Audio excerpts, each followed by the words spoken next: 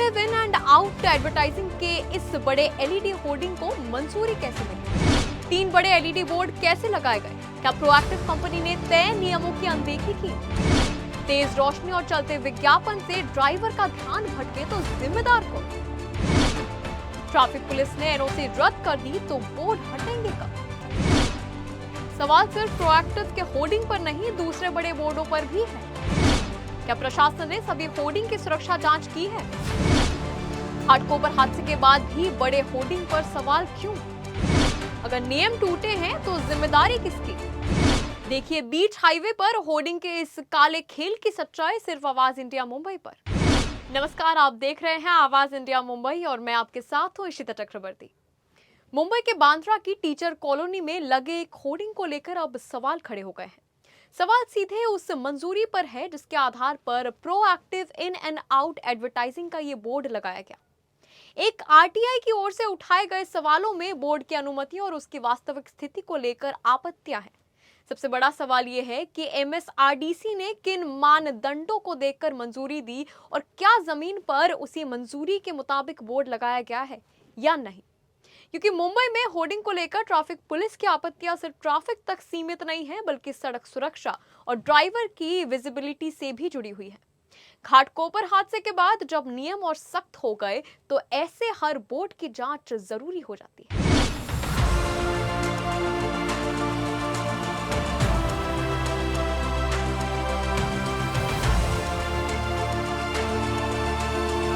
बांद्रा की teacher colony, सड़क से गुजरते हजारों लोगों की नजर इस बड़े विज्ञापन बोर्ड पर पड़ती है। लेकिन अब इसी बोर्ड को लेकर सवाल सिर्फ विज्ञापन का नहीं बल्कि अनुमति और सुरक्षा का है। ये सवाल एक आरटीआई से मिली जानकारी के बाद खड़ा हुआ है। संबंधित आरटीआई एक्टिविस्ट के मुताबिक इस होर्डिंग डिजिटल बोर्ड के मामले में संबंधित विभागों से हासिल जानकारी के आधार पर यह देखना जरूरी है कि बोर्ड को किस अनुमति के तहत लगाया गया और अनुमति में क्या शर्तें थी।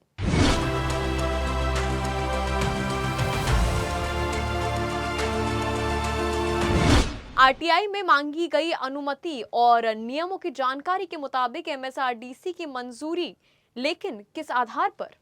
एमएसआरडीसी यानी Maharashtra state road development corporation सड़क और उससे जुड़ी जमीन पर विज्ञापन के अधिकार दे सकता है, लेकिन इसका मतलब ये नहीं है कि विज्ञापन एजेंसी को हर तरह का बोर्ड लगाने की खुली छूट मिल जाती है। बीएमसी की नीति के मुताबिक सरकारी प्राधिकरणों की जमीन पर विज्ञापन के लिए संबंधित प्राधिकरण की अनुमति के साथ जरूरी बीएमसी प्रक्रिया भी लागू होती है। कुछ मामलों में ट्रैफिक पुलिस की एनओसी भी जरूरी है। यानी सवाल सिर्फ ये नहीं है कि एमएसआरडीसी ने मंजूरी दी या नहीं, सवाल ये है कि मंजूरी किस डिजाइन, किस आकार, किस जगह और किन शर्तों पर दी गई। ये जो होर्डिंग लगा है ये इनलीगली लगा है, इसका कोई टेंडरिंग हुआ ही नहीं है। आज तक इसका इन्होंने ना तो कोई पब्लिक नोटिस निकाला ना कोई टेंडर निकाला। मैं इस विषय में पिछले 4 महीने मार्च से इसके पीछे मैं आरटीआई डाल रहा हूँ। मुझे एक बार भी फाइल इंस्पेक्शन में टेंडर डॉक्यूमेंट दिखा नहीं है। इसका आज तक कोई टेंडर हुआ नहीं है और मैं आपको दावे के साथ कह सकता हूँ ये एकदम ही इनलीगल है और इसमें जब तक कोई बड़ा मंत्री इनको सपोर्ट नहीं कर रहा है ये काम नहीं होता है। होर्डिंग बोर्ड लगाने के मामले में ट्रैफिक नियमों में विजिबिलिटी सबसे अहम मानी जाती है। पुराने नियमों में जंक्शन से 25 मीटर के दायरे में होर्डिंग पर रोक का प्रावधान था, जबकि ट्रैफिक पुलिस ने कई मामलों में 50 मीटर के मानक की बात भी उठाई थी। यानी सड़क किनारे लगा विज्ञापन सिर्फ दिखाई देने के लिए नहीं बल्कि इस तरह लगाया जाना चाहिए कि चालक की नजर पड़े, सिग्नल और ट्रैफिक संकेतों से ना हटे। इस होर्डिंग को लेकर सबसे बड़ा सवाल सुरक्षा का है। सड़क पर तेज रफ्तार से चल रहे ड्राइवर के सामने अगर बड़ा विज्ञापन बोर्ड अचानक विजुअल स्पेस घेरता है तो उसका ध्यान सड़क से हट जाता है। खासकर डिजिटल या ज्यादा चमकदार विज्ञापन रात में तेज रोशनी पैदा कर सकते हैं। इसी वजह से मुंबई की नई विज्ञापन नीति में ट्रैफिक पुलिस की क्लियरेंस और डिजिटल विज्ञापनों की रोशनी चमक को लेकर भी कड़े प्रावधान किए गए हैं। आवाज इंडिया की टीम से मौजूद है मुंबई के बांद्रा टीचर कॉलोनी के पास और मेरे पीछे जो आप होर्डिंग बोर्ड देख रहे हैं, जो डिजिटल बोर्ड आपको दिखाई दे रहा है, ये वही डिजिटल बोर्ड है वेस्टर्न एक्सप्रेस हाईवे पर जो एक तरफ टाउन की तरफ जाने की तरफ 2 होर्डिंग बोर्ड लगाए गए हैं और एक तरफ जो है सबब दहिसर की तरफ जाने की तरफ एक होर्डिंग बोर्ड लगाया गया है। यहाँ पर जो नियम हैं उनको ताक पर रखा गया है। ये हम नहीं बल्कि मुंबई ट्रैफिक विभाग की तरफ जो पुलिस है उनकी तरफ से आरटीआई के तहत ये जानकारी दी गया है कि यहाँ पर पूरी तरह से नियमों का उल्लंघन किया गया है और इस जो एनओसी थी उसे भी रद्द करने की बात मुंबई ट्रैफिक पुलिस विभाग की तरफ से की गई थी। यहाँ पर नियम किस तरह से ताक पर रखे गए हैं अगर उसकी बात करें तो यहाँ पर होर्डिंग बोर्ड तो लगा दिए गए हैं, लेकिन जहाँ पर भी पब्लिक फुटओवर ब्रिज पर होर्डिंग अगर लगाए जाते हैं तो उन होर्डिंग बोर्ड के नीचे जो नोटिस बोर्ड होता है अलग अलग इलाकों का, चाहे दाएं तरफ जाने का हो, बाएं तरफ जाने का हो या सीधा जाना हो, वो जो दिशा सूचक जो नोटिस बोर्ड होता है वो यहाँ पर नज़ारा था, यहाँ पर नहीं लगाया गया है। साथ ही हवा आने जाने के जो रास्ते हैं वो पूरी तरह से यहाँ पर होर्डिंग बोर्ड जो फुट ओवर ब्रिज पर पूरी तरह से ब्लॉक करता नज़र आ रहा है।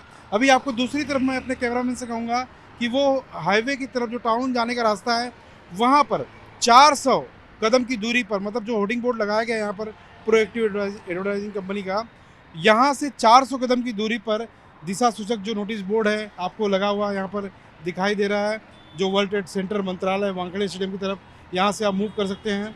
मतलब जो नोटिस बोर्ड यहाँ पर होना चाहिए था इस होर्डिंग बोर्ड के नीचे नियमों के मुताबिक, वो होर्डिंग बोर्ड यहाँ पर 400 कदम की दूरी पर लगाया गया है। हमारे साथ बातचीत करने के लिए मौजूद हैं मुंबई में पिछले कई 20 साल से ज़्यादा के वक्त से ऑटो चला रहे एक शख्स। पहले आपका नाम जानना चाहेंगे? आसिफ खान है मेरा नाम। आसिफ भाई बताइए कि कितने साल से मुंबई में ऑटो चला रहे हैं आप? मैं 96 से चला हूँ, 30 साल हो गए मेरे को अभी तक। ये होर्डिंग बोर्ड का मसला आपको पता है? पूरी तरह से हवा ब्लॉक है, नीचे नोटिस बोर्ड जो इलाके हैं उनको मेंशन नहीं है, क्या कुछ कहेंगे इसके बारे में? सर एक ही चीज़ है कि उसकी एलईडी लाइट सबसे बड़ी डेंजर है। जो फोकस लाइट आती है जब ये चालू होता है रात के टाइम पे बहुत प्रॉब्लम है, आप गाड़ी नहीं चला सकते। उसकी गाड़ी चलाने के टाइम पे आपको आंखों पे रोशनी आती है, एक्सीडेंट होने के चांसेस है। कभी होर्डिंग गिर गया तो आप कितना बड़ा एक्सीडेंट हो जाएगा, बहुत बड़ा हादसा हो जाएगा। ये सब सेफ्टी नहीं है, कानून कायदे के हिसाब से नहीं लगाया है। जैसे भी उनके है कानून कायदे में जो बैठता है वैसे लगाओ तो ठीक है।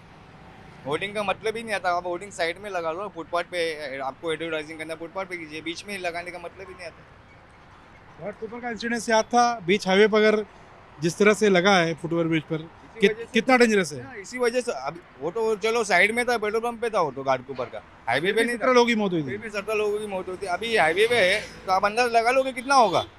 एक के पीछे कितनी गाड़ियाँ आती है, वो पूरे वेस्टर्न एक्सप्रेस हाईवे है ये। वेस्टर्न एक्सप्रेस हाईवे पे बहुत सारी गाड़ियाँ चलती है, वो फुल स्पीड में चलती है, कम से कम 50 की स्पीड में गाड़ी जाना ही जाना है। एक नॉर्मल पकड़ो आप, तो आप अंदाज लगा लो कभी होर्डिंग गिर गई तो कितना बड़ा एक्सीडेंट होगा। लगता है महाराष्ट्र सरकार को इस पर ध्यान देना चाहिए। मुख्यमंत्री को ध्यान देना चाहिए, परिवहन मंत्री है उनको ध्यान देना चाहिए। जिस होर्डिंग के जिसने लगवाए, जो कानून कायदे में बैठे, उनके मंत्री को सोचना चाहिए कि लगाए कैसे कुछ। मतलब पावरफुल लोग हैं। वो तो जिसने लगाया वो तो पावरफुल ही होगा ना इंसान, ऐसे थोड़ी लगा हुआ, नॉर्मल आदमी थोड़ी लगा सकता है। ये थे मुंबई कर जो ऑटो चालक आसिफ भाई जो साहब बता रहे थे कि मुंबई वेस्टर्न एक्सप्रेस हाईवे के बीच पर नियमों को ताक पर रखकर इस तरह से होर्डिंग बोर्ड लगाना कितना डेंजरस साबित हो सकता है। घाटकोपर इंसिडेंट्स का भी इन्होंने उदाहरण दिया। मुंबई से कैमरामैन संतोष डिसले के साथ सर्वेश तिवारी, आवाज़ इंडिया, मुंबई। अब बात करते हैं इस होर्डिंग बोर्ड के दस्तावेज बनाम जमीन की हकीकत की। तो असली जांच यहीं से शुरू होती है। अगर एमएसआरडीसी की अनुमति किसी निश्चित आकार, डिजाइन, स्थान या शर्त के आधार पर थी तो मौके पर लगा बोर्ड उन्हीं शर्तों के मुताबिक होनी चाहिए। बीएमसी के दस्तावेजों में होर्डिंग के लिए structural stability certificate, land owning authority के एनओसी और दूसरी तकनीकी मंजूरियों का महत्व स्पष्ट है। इसलिए आरटीआई के सामने आए कागज और मौके पर लगे बोर्ड का मिलन सबसे अहम सबूत माना जाता है। क्या प्रोएक्टिव कंपनी ने इन सभी नियमों का पालन किया है क्या नहीं? सुनिए आरटीआई एक्टिविस्ट भावेश कालिया से। एमएसआरडीसी का कोई नियम का पालन नहीं किया गया है। इनके पास इन्होंने बीएमसी का एनओसी इनको मिला है, ट्रैफिक का एनओसी भी इनको मिला था, लेकिन जब ट्रैफिक वालों ने देखा कि इन्होंने तो इतना बड़ा यूज लगा दिया है जो कभी भी गिर सकता है। आज की तारीख में जैसे हम बॉम्बे की लोकल ट्रेन को बॉम्बे की लाइफलाइन बोलते हैं, वैसे हमारा ये जो वेस्टर्न एक्सप्रेस हाईवे है ये भी बॉम्बे का लाइफलाइन है। अगर वो होर्डिंग किस दिन भगवान ना करे गिर गया, आधा 2-3 दिन के लिए बम्बई थम जाएगा। उसमें ट्रैफिक वालों ने इनको 1 मई 2026 को लेटर लिख के बोला है बीएमसी को और एमएसआरडीसी को कि इसको जल्द से जल्द निकाल दिया जाए, ये खतरा है यहाँ पे। और इनको भी प्रोएक्टिव वालों को भी बोला है कि इसको आप इमीडिएटली डिसमेंटल करो, बंद करके अपना जितना भी लगाया तामझाम वो खोल डालो। लेकिन 3 महीने हो गए हैं, एमएसआरडीसी और बीएमसी इस पर कोई कार्रवाई नहीं कर रही है और वो धड़ल्ले से चल रहा है आज भी। घाटकोपर में एक विशाल होर्डिंग गिरने से 17 लोगों की मौत और 75 से ज्यादा लोग घायल हुए थे। बाद की जांच में उस होर्डिंग की क्षमता और स्वीकृता सुरक्षा मानकों को लेकर गंभीर सवाल सामने आए। उस हादसे ने एक बात साफ कर दी, होर्डिंग सिर्फ विज्ञापन नहीं, एक भारी भरकम स्ट्रक्चर का भी है। इसलिए बांद्रा के इस बोर्ड को लेकर भी सवाल यही है, कागज पर मंजूरी कितनी थी और जमीन पर कितने नियमों का होर्डिंग बोर्ड लगाने के लिए पालन किया गया। घाटकोपर में होर्डिंग गिरने की घटना को 2 साल से ज्यादा हो चुके हैं, लेकिन मुंबई में बड़े विज्ञापन बोर्ड आज भी सवालों से बाहर नहीं है। बांद्रा की टीचर कॉलोनी में proactive in and out advertising के होर्डिंग को लेकर आरटीआई के जरिए सामने आई जानकारी इसी सवाल को फिर सामने ला रही है।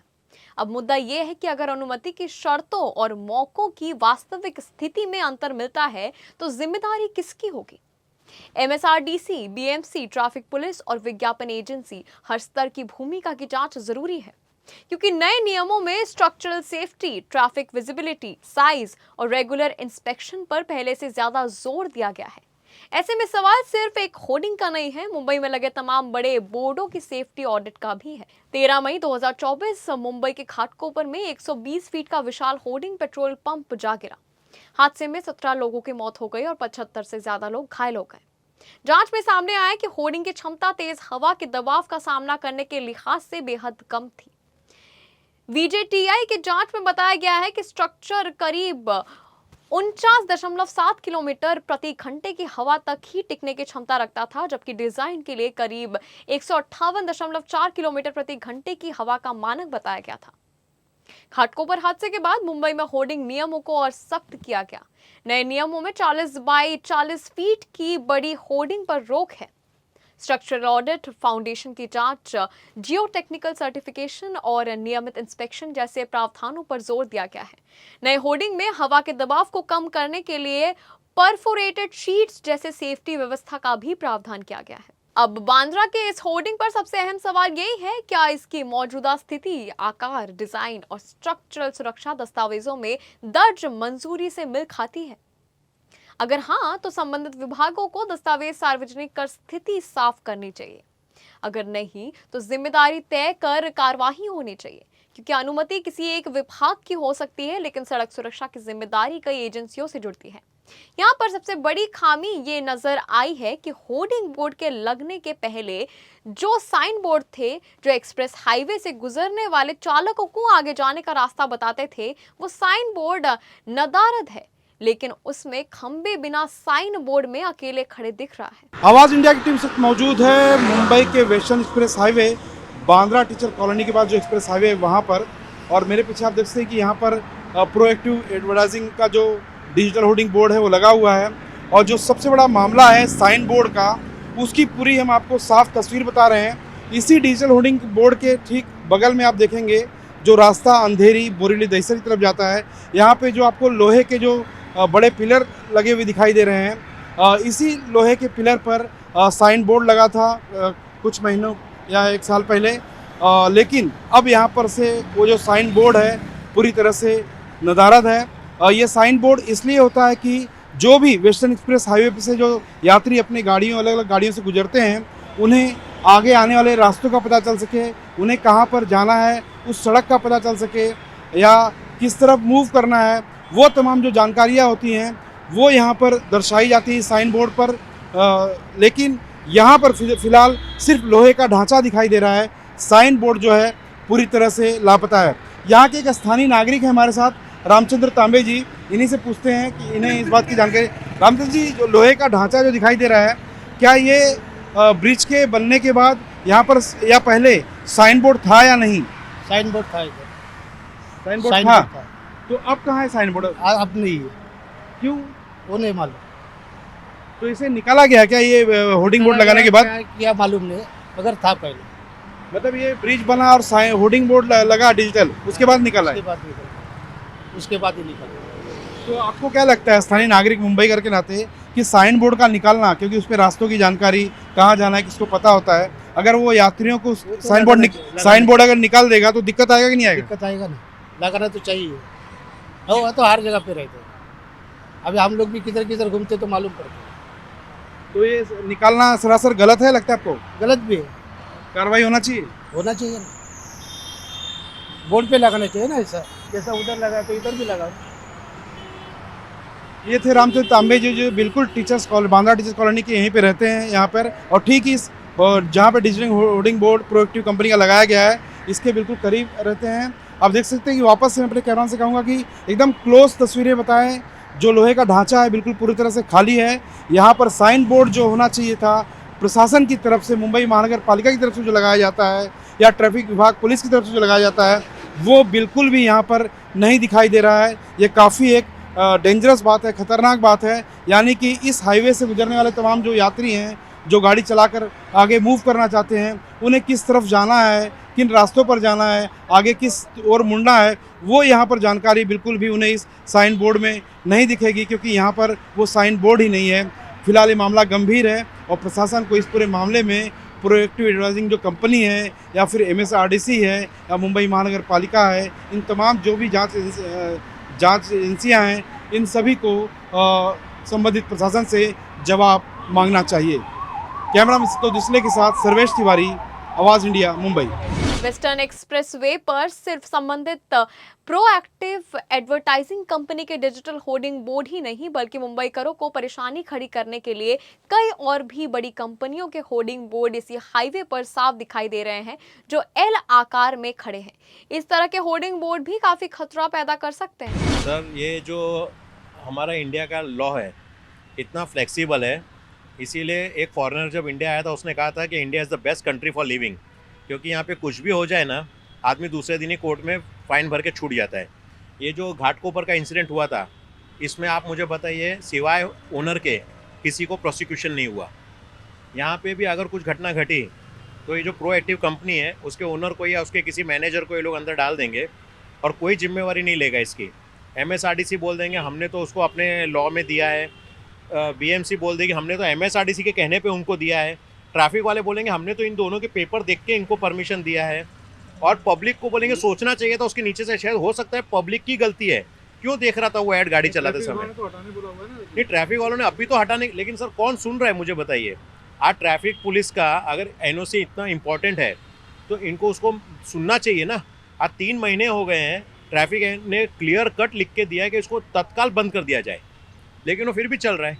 आप अभी देखेंगे अभी भी चल रहा है, और उसका रेजोल्यूशन आप देखेंगे इतना हाई है कि रात को गाड़ी आदमी चला रहा है तो स्ट्रीट लाइट की जरूरत नहीं है, उसकी लाइट में आदमी को पूरा दिखता है रोड़ा। और मेरे पीछे आप देखते हैं कि ये जो फुटओवर ब्रिज है, इसी फुटओवर ब्रिज को लेकर जो यहाँ पर डिजिटल होर्डिंग बोर्ड लगा है प्रोएक्टिव एडवर्टाइजिंग कंपनी का, इसी को लेकर जो विवाद खड़ा हुआ है, उसकी एक जो सच्चाई है सामने आपको दिखाई दे रही है कि मुंबई के दहिसर या विरार की तरफ जाने वाले जो रास्ते हैं, वहाँ पर एक जो आपको खाली जो लोहे का ब्लैंक स्पॉट दिखाई दे रहा है, ये साइन बोर्ड का स्पॉट था। लेकिन जिस तरह से जब भी ये ब्रिज बना होगा फुटओवर ब्रिज, उसके 1-2 साल पहले की बात करें, उस फुटओवर ब्रिज बनने के बाद यहाँ पर जिस तरह से डिजिटल होर्डिंग बोर्ड लगाया गया है संबंधित कंपनी का, उस संबंधित कंपनी के होर्डिंग बोर्ड लगाने के बाद यहाँ पे जो साइन बोर्ड था वो पूरी तरह से यहाँ से नदारद है, निकाल दिया गया है। या यूँ कह सकते हैं कि अगर वह दहिसर की तरफ जाने वाले जो तमाम गाड़ी वाले हैं या जो यात्री हैं, अगर वो साइन बोर्ड अगर देखना भी चाहें तो इस फुटओवर ब्रिज के चलते जो सबब की तरफ जाने वाले तमाम रास्ते पे जो गाड़ी चालक होंगे उन्हें ये साइन बोर्ड तो पहली बात दिखाई नहीं देगा। अगर किसी तरह से दिखाई देता भी तो पूरी तरह से ब्लैंक दिखाई देता, क्योंकि यहाँ पर जो साइन बोर्ड है वो पूरी तरह से निकाल दिया गया है। और मेरे पास यहाँ पर एक नागरिक हैं, उनसे पूछते हैं आपका नाम। मोहम्मद सलाउद्दीन। मोहम्मद जी बताइए कि साइन बोर्ड कितना इंपॉर्टेंट होता है वेस्टर्न एक्सप्रेस हाईवे पर? इम्पोर्टिंग है ना, क्या किस तरह से इंपॉर्टेंट होता है? इम्पोर्टिंग जो इसे पब्लिक जा रहा है उसमें लिखा नहीं रहना चाहिए कि ये साइड इधर जाने का, वो साइड उधर जाने का, ये सब लिखा रहना चाहिए। अभी है नहीं तो कैसे पता चलेगा? अभी या तो फुटओवर ब्रिज आ रहा है उस साइड से, दिखेगा ही नहीं, दिखेगा ही नहीं तो हादसा हो सकता है क्या? हादसा हो सकता है, कोई कहीं भी जा सकता है, पता ही नहीं चलेगा उनको कौन सा रूट कहाँ जाना है। एक्शन होना चाहिए इस पे। एक्शन होना चाहिए। ये तो मोहम्मद जी साफ बता रहे थे कि इस मामले को लेकर कार्रवाई होनी चाहिए। मुंबई में बड़े होर्डिंग को लेकर विवाद नया नहीं है। दरअसल टोल नाके पर वैलोप एडवर्टाइजिंग के 2 डिजिटल होर्डिंग को लेकर भी मामला बॉम्बे हाई कोर्ट तक पहुंचा था।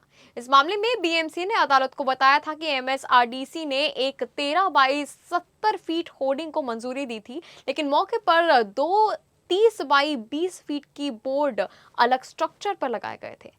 इस बारे में अदालत ने बीएमसी को बोर्डों की वैधता पर पूरी जानकारी के साथ निर्णय लेने को कहा था। सिर्फ प्रोएक्टिव एडवर्टाइजिंग कंपनी नहीं बल्कि मुंबई शहर में कई ऐसी और कंपनियां हैं जिनके डिजिटल होर्डिंग बोर्ड पूरी तरह से नियमों को ताक पर रखकर लगाए गए हैं।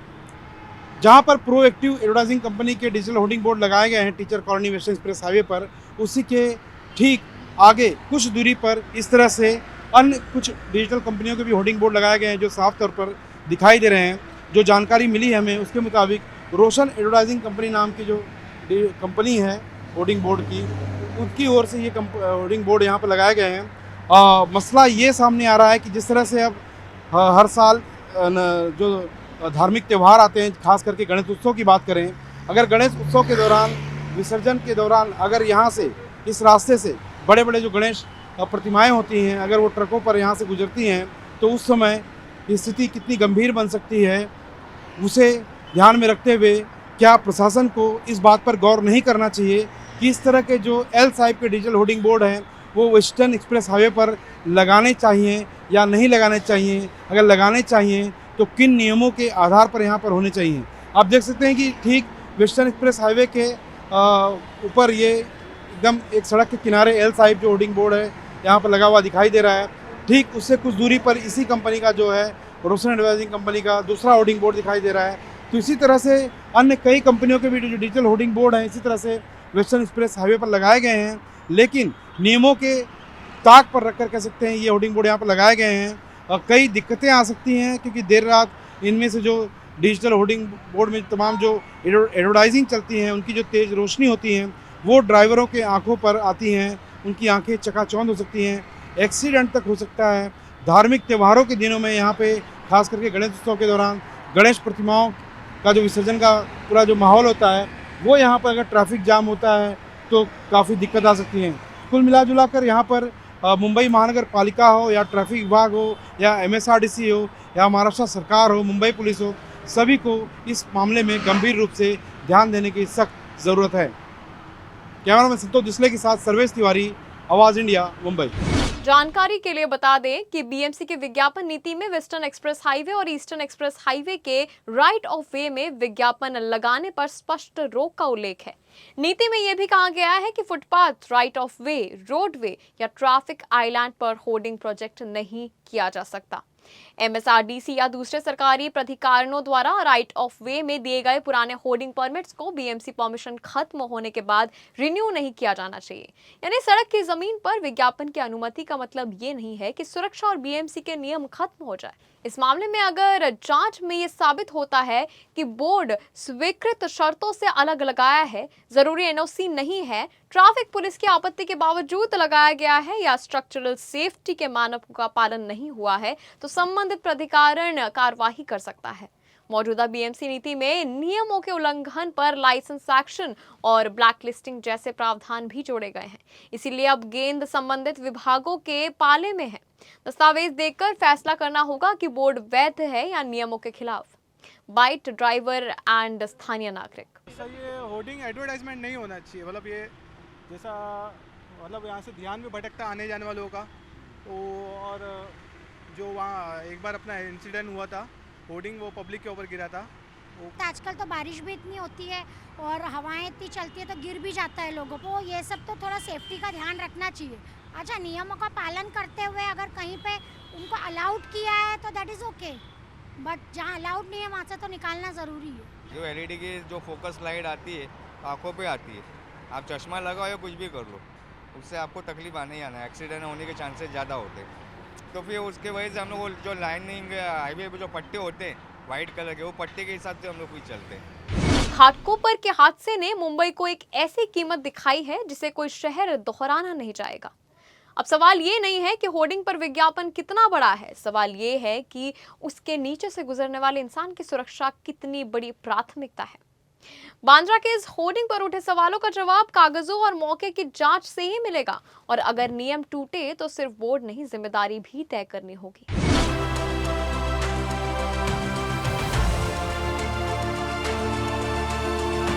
मुंबई के बांद्रा स्थित teachers colony foot over bridge पर लगे LED विज्ञापन डिस्प्ले को लेकर मुंबई ट्रैफिक पुलिस ने बड़ा एक्शन लिया है। यहाँ proactive in and out advertising company private limited की ओर से लगाए गए एलईडी डिस्प्ले को लेकर ट्रैफिक पुलिस ने एनओसी की शर्तों के उल्लंघन का मामला बताया है। ट्रैफिक पुलिस ने अब कंपनी की दी गई एनओसी रद्द कर दी है और संबंधित विभाग ने इन एलईडी डिस्प्ले को तुरंत हटाने के लिए कार्रवाई करने को कहा है। आइए आपको बताते हैं कि ट्रैफिक पुलिस ने अपने आधिकारिक पत्र में क्या-क्या जानकारी दी है। मुंबई ट्रैफिक पुलिस के पत्र में क्या लिखा गया है, आपको बताते हैं। ये पत्र 2 अप्रैल 2026 का है।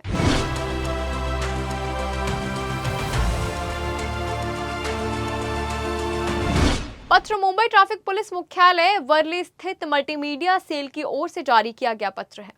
पत्र का विषय है टीचर्स कॉलोनी बांद्रा स्थित फुट ओवर ब्रिज पर एलईडी विज्ञापन फलक लगाने के लिए यातायात विभाग द्वारा दी गई एनओसी को रद्द करना। कंपनी का नाम proactive in and out advertising company private limited.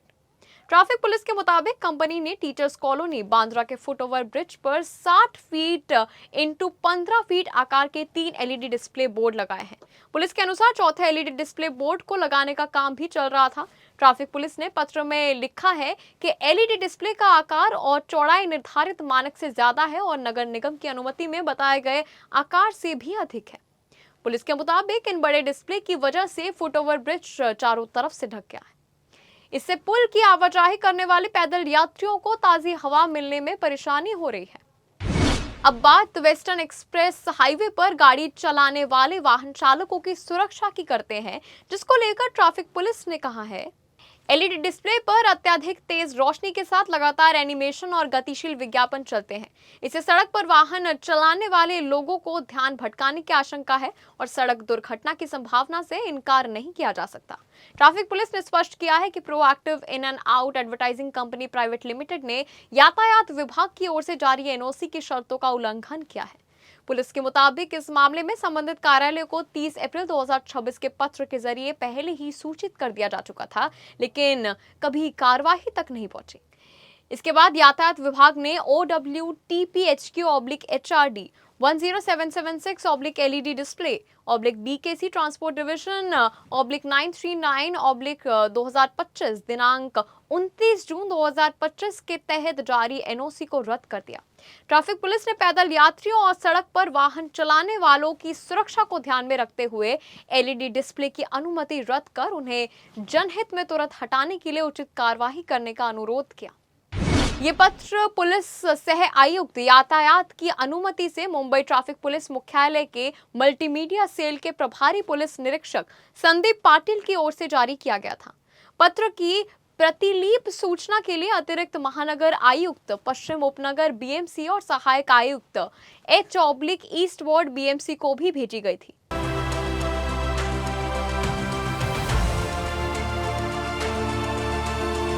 Mumbai traffic police के मुताबिक मामला एनओसी नहीं होने का नहीं, बल्कि जारी एनओसी की शर्तों के उल्लंघन का है। Proactive in and out advertising company के एलईडी डिस्प्ले को लेकर ट्रैफिक पुलिस ने अब एनओसी रद्द कर दी है। पुलिस ने तेज रोशनी और बड़े आकार के डिस्प्ले से पैदल यात्रियों और वाहन चालकों की सुरक्षा को लेकर चिंता जताई है। अब देखना होगा कि संबंधित विभाग इस एलईडी डिस्प्ले को हटाने को लेकर आगे क्या कार्रवाई करती है। अब तक के लिए बस इतना ही। आप देखते रहिए आवाज इंडिया, सच्चाई की खोज।